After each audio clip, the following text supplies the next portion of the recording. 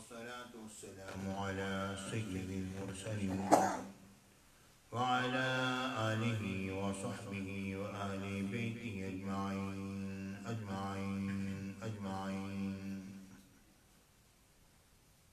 أما بعد فأعوذ بالله من الشيطان الرجيم. بسم الله الرحمن الرحيم. إلا من تاب وآمن وعمل عملا صالحا فأولئك يبدل الله سيئاتهم حسنات وكان الله غفورا رحيما. ومن تاب وعمل صالحا فإنه يتوب إلى الله متابا. صدق الله العظيم وصدق رسوله النبي الكريم الأمين. وإن الله تعالى عز وجل قال في شأن حبيبي مخبرا وآميرا: إن الله وملائكته يصلون على النبي يا أيها الذين آمنوا صلوا عليه وسلموا تسليما. اللهم صل على سيدنا مولانا محمد وعلى آل سيدنا مولانا محمد وبارك وسلم عليه. محترم حضرات، سامعین کرام، حاضرین محفل، میرے ساتھیوں، دوستوں، بزرگوں، پیارے پیارے بچوں، عزیز بیٹیوں، بہنوں، ماؤں، السلام علیکم ورحمۃ اللہ وبرکاتہ. اللہ رب العالمین کا احسان کہ الحمدللہ ہم پھر سے اپنے اس محفل میں حاضر ہیں. اگرچہ آپ اپنے اپنے گھروں میں ہیں، لیکن ہزاروں افراد نے درود پاک میں شمولیت اختیار کی اور دعا میں شامل ہوئے. اس کے بعد الحمدللہ ہم لوگ اب اس نصیحت آمیز درس میں حاضر ہیں.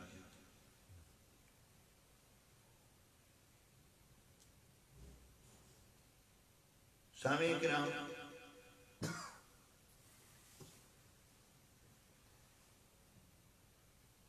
آج کل کا جو ماحول پوری دنیا کا بنا ہوا ہے،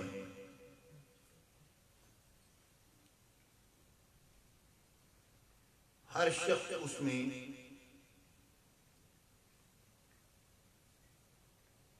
اپنے آپ کو عجیب طریقے سے مقید پاتا ہے اور اس سے نکلنے کے لیے کوشاں ہے. لیکن مجھے حیرت اس بات پر ہے کہ ہمارا میڈیا اور ہر فرد وہ ایک ہی بات کے پیچھے لگا ہوا ہے. اس بات کو میں غلط نہیں کہتا. وہ بات کیا ہے کہ یہ ہمیں اس وائرس سے لڑنا ہے اور ہماری ایک جنگ ہے، ہم نے جیتنی ہے اور ہم لوگوں نے اس سے نجات حاصل کرنی ہے. بار بار ہاتھ دھونے ہیں، اپنے صفائی ستھرائی کا خیال کرنا ہے.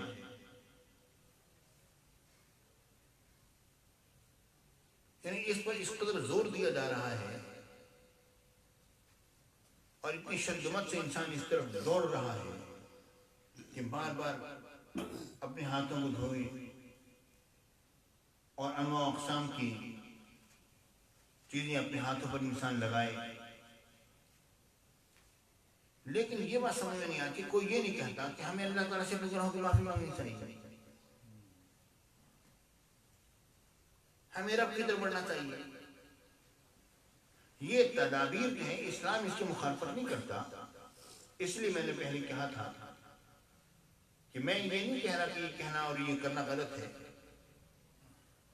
لیکن کیا کسی نے یہ بھی کہا کہ اپنے آپ کو سوچو جو کچھ تم کرتے رہے ہو تمہارے اعمال کی سزا تمہیں مل رہی ہے؟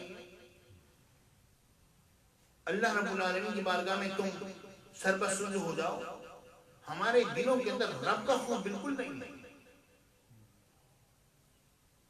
ہمیں اپنے سیاہ اعمال نظر نہیں آ رہے جو کہ ہم کرتے رہے، جو ہمارے کرتوت کچھ ہی دنوں پہلے تک تھے وہ ہمیں نظر نہیں آ رہے. ہمارے دماغ میں کسی کے ذہن میں یہ بات کا تصور ہے ہی نہیں کہ ہمیں رب کی طرف بھی پڑھنا ہے،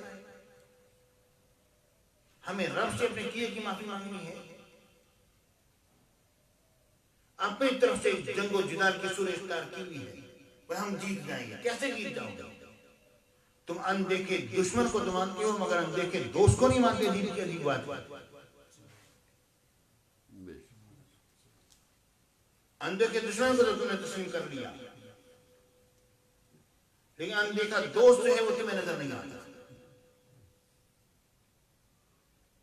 بڑی حیرت کی بات ہے، امت مسلمہ کے اوپر اوف ہے اس بات پر،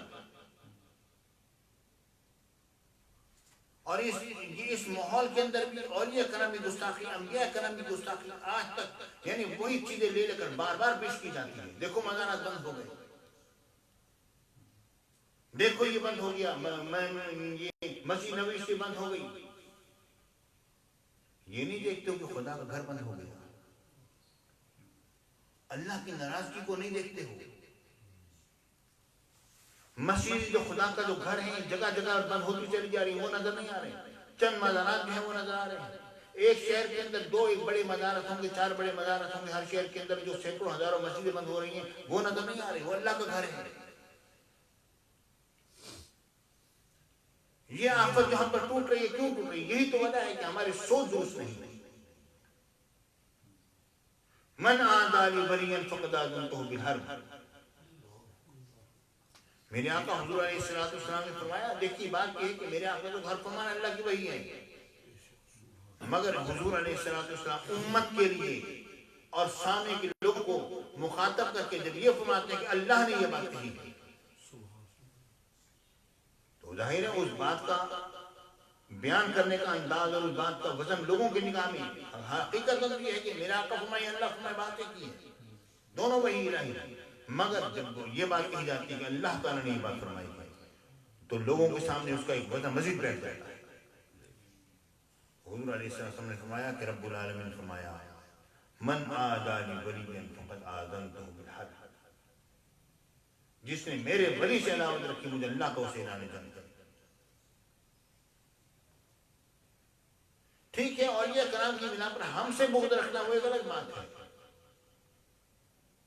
کہ جناب یہ لوگ اولیاء کرام کو یہ سمجھتے ہیں یہ ہے اور یہ ہے یہ ہے یہ ہے وغیرہ وغیرہ، مگر یہ تو بتاؤ حضرت غوث بہاؤالدین زکریا ملتانی رحمۃ اللہ تعالی علیہ کی سیرت طیبہ، اس سے تو کسی بھی اختلاف نہیں ہونا چاہیے۔ حضرت غوث اعظم کی جو تعلیمات ہیں اس سے تو کسی بھی اختلاف نہیں ہونا چاہیے۔ انہوں نے تو کوئی ایسی بات نہیں کہہ دی کہ جس کی بنا پر ہم ان سے اختلاف کرنے لگ جائیں۔ علامہ ابن تیمیہ نے یہاں تک لکھا ہے کہ حضور علیہ السلام کی اگر کوئی سے کملی کو اگر میرا کہہ دے تو کافر ہو جائے گا،